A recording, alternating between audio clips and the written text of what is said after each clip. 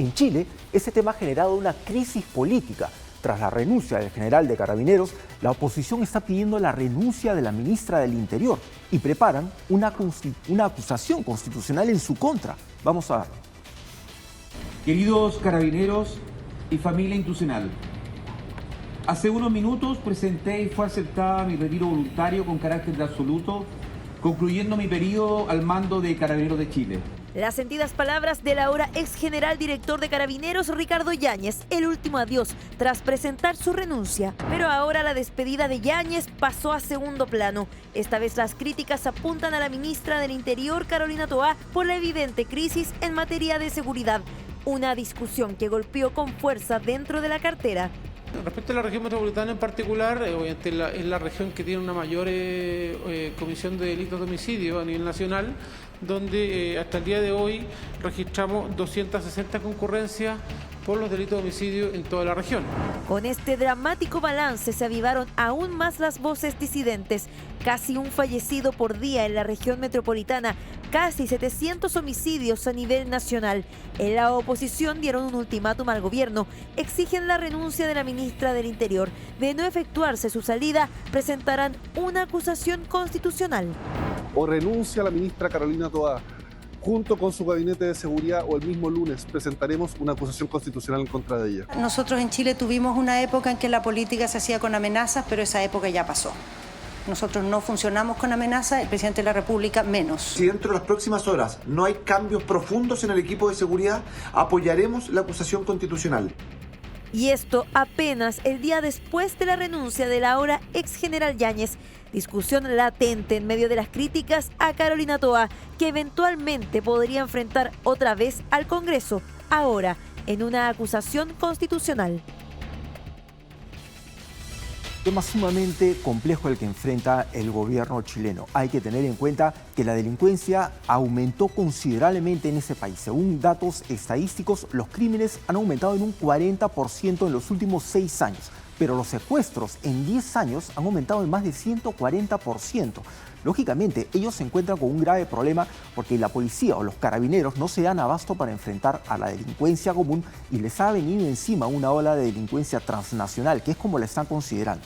De hecho, las autoridades chilenas o los congresistas chilenos están exigiendo que, así como ha renunciado el jefe de carabineros, digamos como el jefe de la policía en el Perú, también la renuncia de la ministra del Interior, que consideran que su gestión no ha dado ninguna medida o las que han implementado no han sido suficientes para combatir esta ola de delincuencia. Han pasado de las extorsiones al tráfico de drogas, a los secuestros, a los asaltos en las casas, robos sumamente violentos de vehículos en las calles. Y lógicamente cada vez registran mayor cantidad de delitos cometidos por menores de edad. O sea, cada vez más bandas de delincuentes integradas por menores de edad. Claro, la película se repite. En Perú estamos viendo el mismo fenómeno y la inseguridad, la sensación de inseguridad se traduce naturalmente en una crisis política, porque tú esperas que tus autoridades estén a la altura de los desafíos y en este caso no necesariamente están encontrando las respuestas por parte del presidente Boric. Así es, la sensación de inseguridad en Chile es casi de un 90%, es superior a un 90%.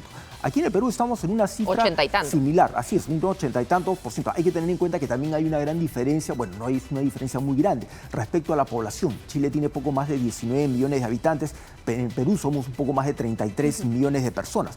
Pero un dato peculiar es que en Chile el 20% de los hogares revela haber sido víctima de algún tipo de delito.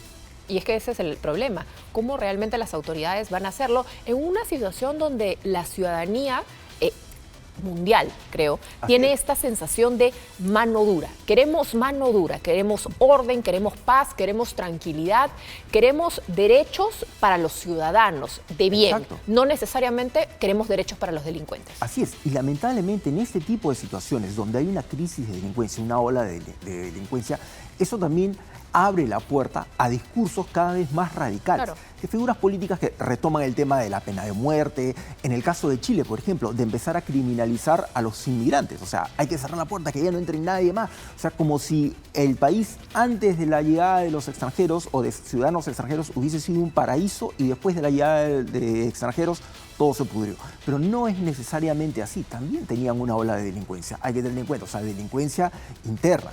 La delincuencia que enfrenta Chile no solamente se trata de estas bandas transnacionales, organizaciones como el Tren de Aragua o los Gallegos. También se encuentra la organización criminal de los Pulpos, que es una banda integrada por peruanos que emigraron hacia Chile y han desatado el terror en el tema principalmente del tráfico de drogas, pero también de las extorsiones y asesinatos.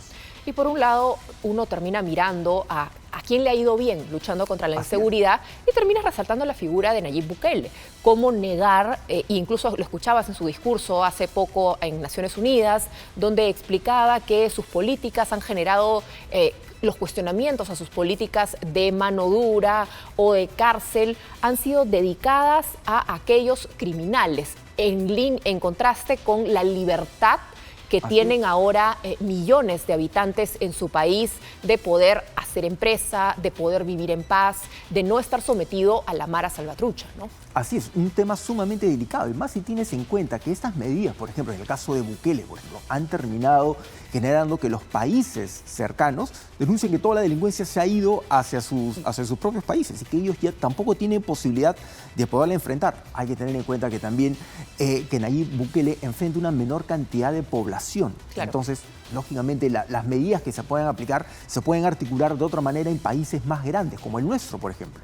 Por supuesto, y Chile y Perú tienen el mismo problema, no solamente en la delincuencia, sino al enfrentarla, porque todas sus medidas están orientadas a ser más punitivo, más estricto, voy a evitar la migración, voy a subir las penas, pero ninguno construye cárceles. Y en Chile tienen el mismo drama que nosotros, una sobrepoblación carcelaria. Perú está peor, pero igual, mientras tú realmente no priorices la construcción de megacárceles de manera urgente, con presupuesto, de nada te va a servir tratar de meter a las personas en cadena perpetua para siempre en la prisión, porque no tienes prisiones donde meterlos. Así es. Una de las medidas, por ejemplo, que se han decretado, que se han estado utilizando, es decretar esos estados de emergencia o estados de excepción.